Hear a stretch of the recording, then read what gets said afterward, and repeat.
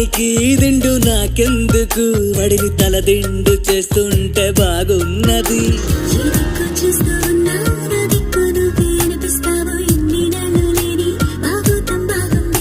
ఈ చల్లగాలి ఉన్నా నీ బయట గాలి తగలాగుంటే ఎంత ఉక్కపోతా